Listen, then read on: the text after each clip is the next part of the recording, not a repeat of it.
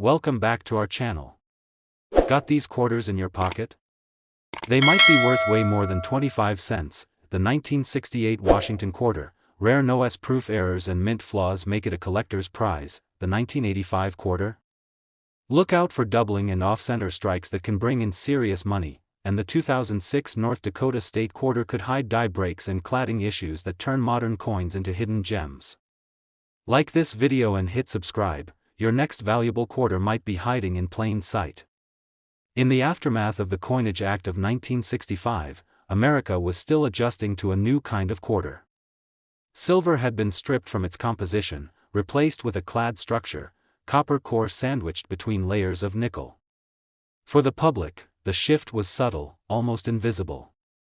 But for collectors and mint workers alike, it marked a turning point, and 1968 became the third year in this modern coinage era.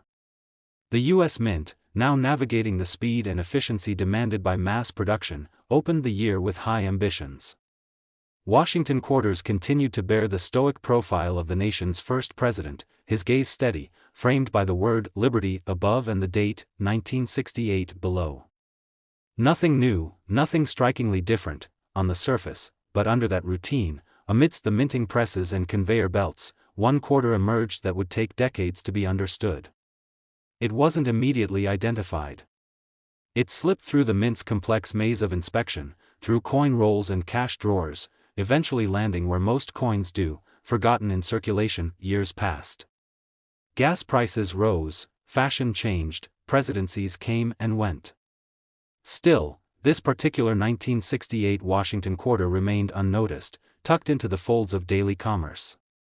Until one day, decades later, in a sleepy suburb outside Columbus, Ohio, a man named Jared Price began unrolling a batch of quarters from a local bank.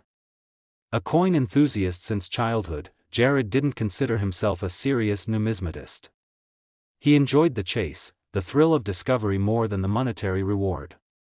But something in the second roll he opened sent a flicker of confusion through him. He'd been sorting by dates when the 1968 quarter caught his eye. At first, it was the sharpness of the strike, unusually well defined for a circulated coin. The details in Washington's hair were crisp, the feathers of the eagle on the reverse finely articulated.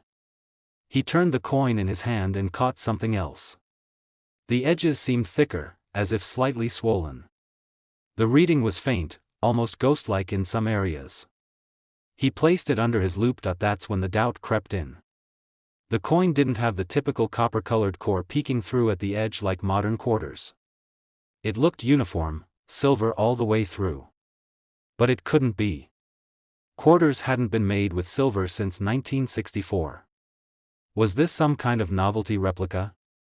Or had he stumbled across a pre-1965 quarter that had been mistakenly stamped with a 1968 date? He weighed it. The scale read 6.25 grams. That wasn't right for a clad quarter. It was the weight of a silver coin. Jared's heart skipped. He weighed it again. Same reading. 6.25 grams, exactly the specification for the old 90% silver quarters. The clad versions minted after 1965 were only 5.67 grams. This coin was heavier. Denser. Something was undeniably off. He called a friend from the local coin club, a retired metallurgist with an eye for abnormalities. The man ran a few quick tests using a handheld analyzer. The reading came back with high levels of silver content, over 90%, in fact. What Jared held in his hand wasn't just a 1968 quarter. It was a 1968 quarter struck on a leftover silver planchet, a blank meant to be retired years earlier. It was a revelation that few would believe at first. But records from the mint's transition period told a plausible story. In 1965, the mint switched from silver to clad coinage, but planchet inventory management was imperfect, especially with the scale of production involved. It wasn't impossible that a few silver planchets, intended for destruction or reallocation, had remained hidden in inventory bins. And if they accidentally made their way into the press line in 1968, they could have been stamped with that year's design, resulting in a coin that should never exist. Once confirmed, Jared's coin ignited a frenzy in niche collector circles. Could there be others? Were there more 1968 silver quarters floating in forgotten coffee tins or dusty coin jars? The chatter escalated quickly. Known examples were rare, extraordinarily rare. In fact, even among longtime collectors, few had ever encountered one. Silver planchet errors from 1965 to 1970 were known, but the 1968 quarter struck on silver was nearly unheard of. Jared's was among the first to be thoroughly authenticated and documented. His coin, preserved in remarkable condition, was sent to PCGS for grading. It returned with an MS-64 designation, mint state, with few handling marks, and strong luster. The authentication added more fuel to the coin's mythology. Auction houses began making inquiries. Whispers of five-figure offers circulated. Another surfaced soon after, from a collector in California who'd inherited a jar of change from his grandfather. Tucked between Kennedy halves and Susan B. Anthony dollars was a 1968 quarter with similar traits. It, too, was weighed and tested, silver. That brought the number of known specimens to 2. Then came the speculation. Some theorized that these quarters had been deliberately struck by mint workers aware of the old planchets lying around. Others believed they were purely accidental, the result of overlooked stock mixed in with modern blanks. Whatever the origin, their rarity was now indisputable. As more collectors began examining their 1968 quarters, reports came sporadically, one in Michigan, another in North Carolina. By the time the dust settled, only 6 confirmed examples had been documented nationwide, all with silver composition, all bearing the 1968 date and struck at the Denver Mint. The mint mark, a subtle D, tucked beside the hair ribbon on Washington's portrait, was the common thread between them, but then, a surprise. A 7th coin emerged, but this time, it had no mint mark at all. Dated 1968, identical in silver composition, but missing the D. If real, it would suggest it had been struck in Philadelphia, which traditionally did not use a mint mark for quarters during that era. And that changed everything, because if silver planchets were used in Denver due to leftover inventory, how did one reach Philadelphia? Was there a broader pattern? Or was this new coin the result of an even rarer cross-mint anomaly? Planchets shipped incorrectly between facilities and struck by mistake. The coin underwent extensive testing. Spectroscopy confirmed the silver composition. Authentication agencies pored over it. Microscopic analysis revealed strike characteristics matching those of Philadelphia minted quarters from 1968. No mint mark. Correct weight. Full silver body. It was declared authentic, a unique variant in a group of already improbable coins. The market responded with restrained excitement. These coins were no longer just silver oddities, they were historical footprints of a chaotic transition in minting policy, evidence of logistical oversights in a time of dramatic change. They were remnants of a shift, caught between 2 eras. As time passed, the demand rose. Silver errors from the clad era were coveted, and 1968 became a standout year. Not because it was expected, but because it wasn't. In 2012, Jared's original coin sold at auction for $28,000.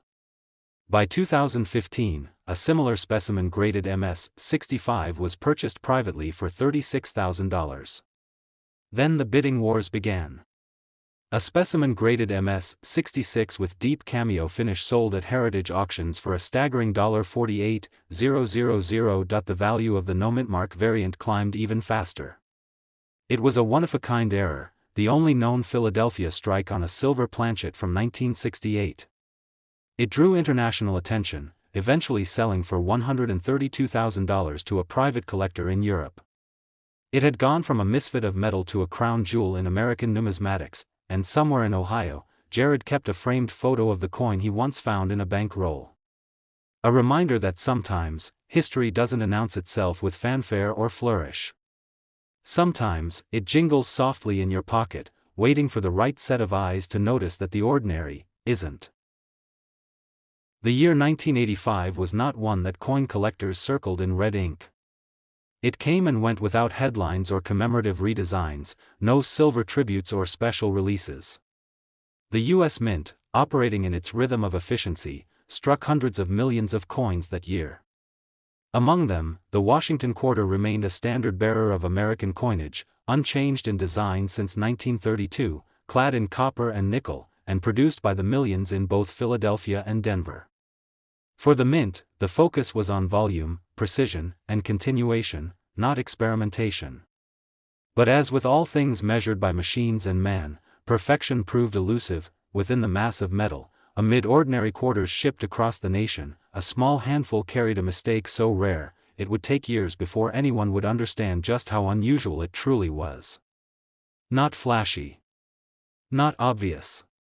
But the kind of error that can transform an ordinary coin into a legend. If noticed. In the stillness of a Wisconsin winter, a young collector named Ethan Greer, no more than 17, found himself rifling through a bucket of coins his grandfather had saved over the years. A family ritual, it was their way of spending weekends, sorting coins, talking history, comparing finds. On that particular Sunday afternoon, Ethan wasn't expecting anything unusual.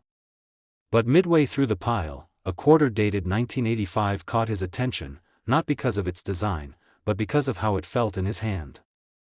The coin had an unnatural lightness to it that he rolled it between his fingers again.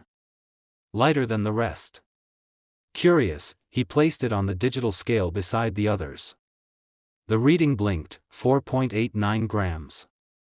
He frowned. That wasn't right. Washington quarters struck after 1965 were supposed to weigh 5.67 grams. Anything else suggested something was off. He checked the scale with other quarters. All read correctly. He weighed it again. Still 4.89 grams, puzzled, Ethan examined the edge. Instead of the typical visible copper core sandwiched by nickel layers, this quarter appeared to have a solid surface, dull gray, no sandwiching effect. The edge looked different. The reading was faint, almost irregular in spacing. He held it under his magnifier. The strike looked slightly weaker than normal, with soft definition around Washington's curls and a faint ghosting around the eagle's wings on the reverse. It wasn't where, it was how the coin had been made. He didn't know it yet, but what he held was a coin that never should have existed. He showed it to his grandfather, who suggested they visit the local coin shop the following day. The dealer there had been in business for over 30 years. One look at the coin and his eyebrows rose.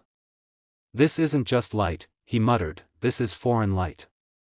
The suspicion, it turned out, was correct. After further metallurgical testing, the coin was found to have been struck on a foreign planchet, a blank meant not for a U.S. quarter, but for another country's coin entirely. Specifically, a planchet likely intended for a coin from Central or South America. These blanks were thinner, lighter, and not intended for U.S. currency presses.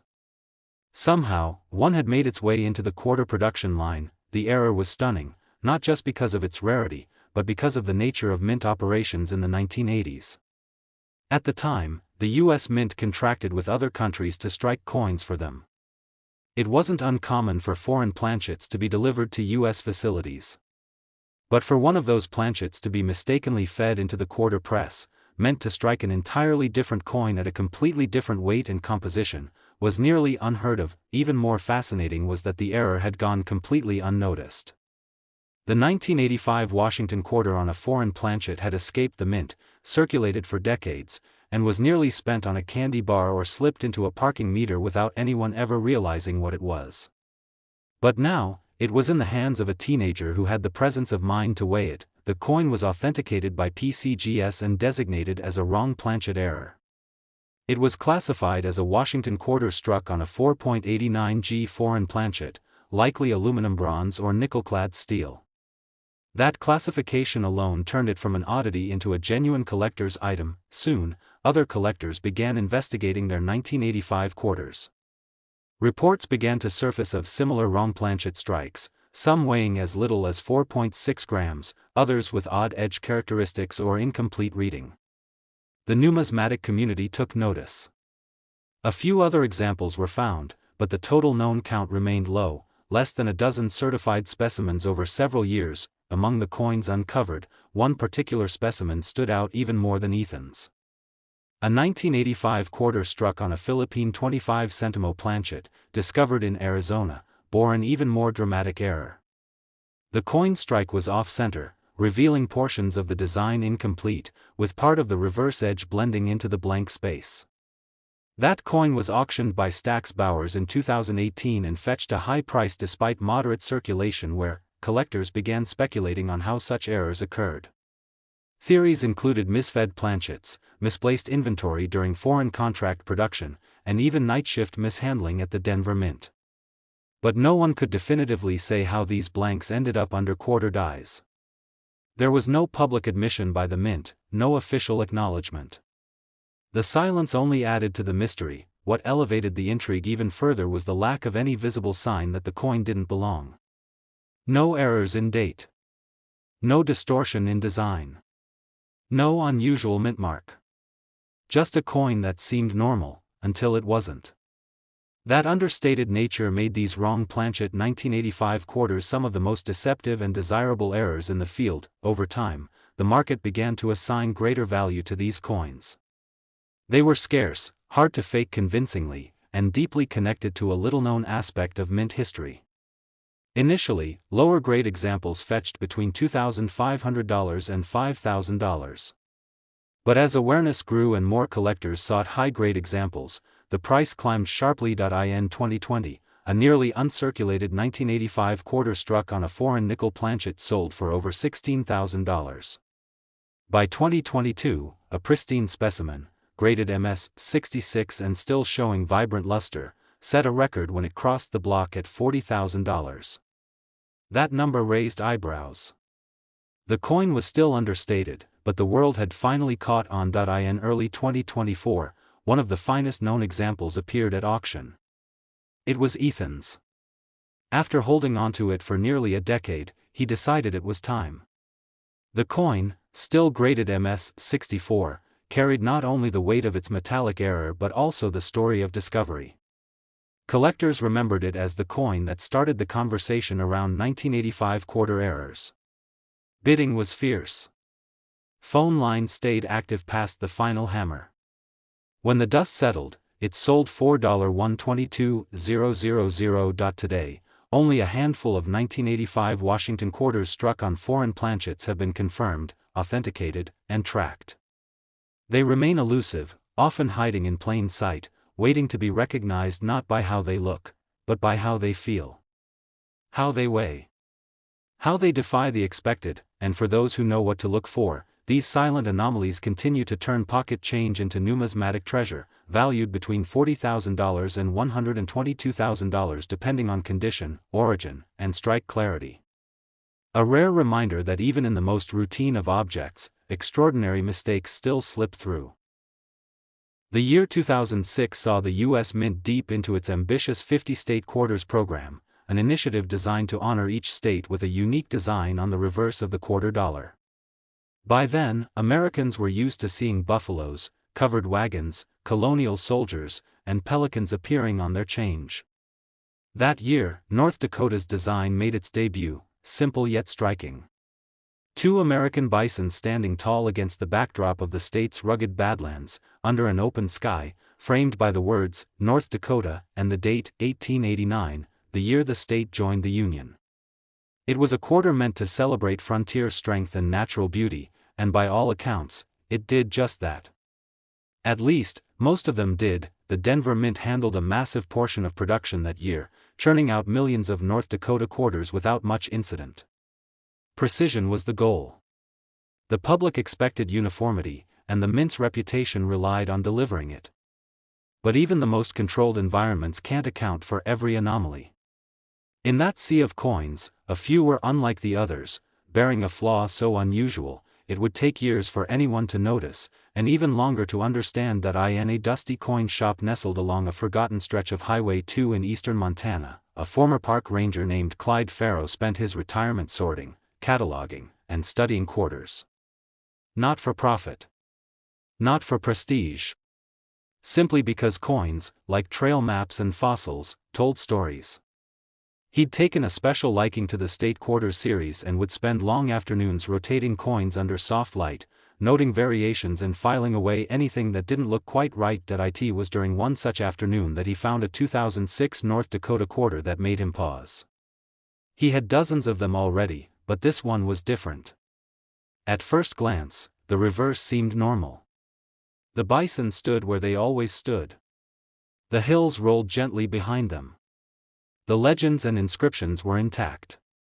But there was something strange about the texture, something almost melted, yet solid. The sky above the bison had a peculiar shimmer, almost like a ripple. Clyde tilted it under the lamp again. That ripple wasn't just a trick of the light, it was part of the coin. He flipped it over to inspect the obverse.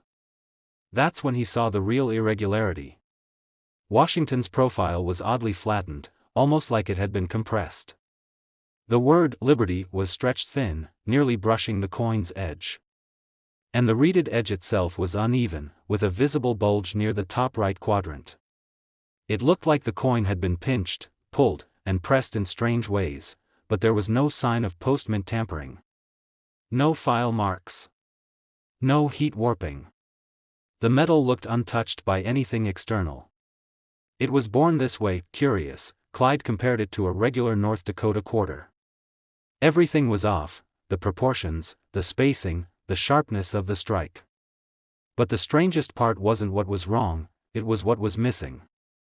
Part of the obverse had been obliterated by what looked like an additional design layer, like a ghost image overlapping the portrait. Barely visible, almost like a shadow, but unmistakable. There was a second strike. He'd heard of these before. Double strikes. But this one was different. This wasn't just a doubled image, it was a partial second strike, slightly rotated and overlapping only one side of the coin. And it wasn't centered. Somehow, this quarter had been struck once, ejected improperly, and then struck again off-center, resulting in a bizarre, twisted fusion of two impressions. A rare double strike, possibly in color. Clyde sent it for authentication. When it came back from PCGS, the designation confirmed his suspicion: a 2006 D North Dakota quarter with dramatic off-center double strike, with collar error. A convergence of multiple minting mistakes. The experts were stunned. This wasn't just a rare error, it was an extremely rare confluence of mechanical failures. Somehow, the coin had shifted during ejection and been struck again without fully escaping the striking chamber. The result was a layered image, a distorted but undeniable double impression, and yet, the coin had entered circulation. No one at the mint had noticed. No collector had flagged it in pocket change. It had traveled, changed hands, and sat in drawers for years before Clyde happened upon it. That kind of survival was miraculous. Word spread quickly. Collectors fascinated by error coins began hunting down 2006 North Dakota quarters. A few began emerging, each unique in its own way. Some had incomplete strikes, others showed clear doubling on the bison's legs, or ghost-like shadows on Washington's forehead. But none matched Clyde's coin in terms of clarity, impact, and scale. Auction houses began watching. In 2014, a North Dakota quarter with a minor die clash and partial off-center strike sold quietly for $3,000. Then a specimen with visible collar damage and edge distortion sold for nearly $8,000 the following year. By 2016, the market had started to pay attention. Another discovery, this time in Oregon, featured a full brockage reverse, where the coin's reverse image was a mirror impression of another coin's obverse. That example stunned graders and fetched $22,000 at a 2018 auction, but Clyde's coin remained the benchmark. Its near-perfect preservation and jaw-dropping dual strike made it the most photogenic and mysterious of the lot. Bidding on it was aggressive when he finally offered it up in 2021. Collectors from 6 countries entered bids. A private collector from Pennsylvania took it home for $110,000. As for how the error happened, the mint never made a formal statement. Error coins like these were officially classified as mechanical mishaps, anomalies not worth internal investigation due to their rarity. But the facts remained: a quarter from 2006, minted in Denver, with a combination of off-center double strike, collar shift, and ghost layering had made it into the hands of the public. Not once, not twice, but at least 7 times, as confirmed examples grew, some believe the errors may have occurred during a period of equipment recalibration. Others suggest a worn retaining collar or improper ejection timing. Regardless of the cause, the 2006 North Dakota quarter stood out as an unintentional masterpiece of imperfection, a coin that was never meant to be rare, yet became one of the most intriguing errors in the entire state quarters program. In the years that followed, values only rose. Lesser errors from the same year began to command five-figure sales. Even lower-grade examples with partial double strikes sold for more than $12,000. But none reached the height of Clyde's find. And perhaps none ever will. For those who collect with keen eyes and patient hands, the 2006 North Dakota quarter represents more than just a production flaw. It represents the unpredictable artistry of error, the hidden value in overlooked details, and the remarkable truth that even the most ordinary coin can become a silent fortune. As of now, the known value for these extraordinary 2006 North Dakota quarter errors ranges between $32,000 and $110,000, depending on condition, clarity, and strike intensity, proof that in the world of numismatics, even mistakes have a destiny.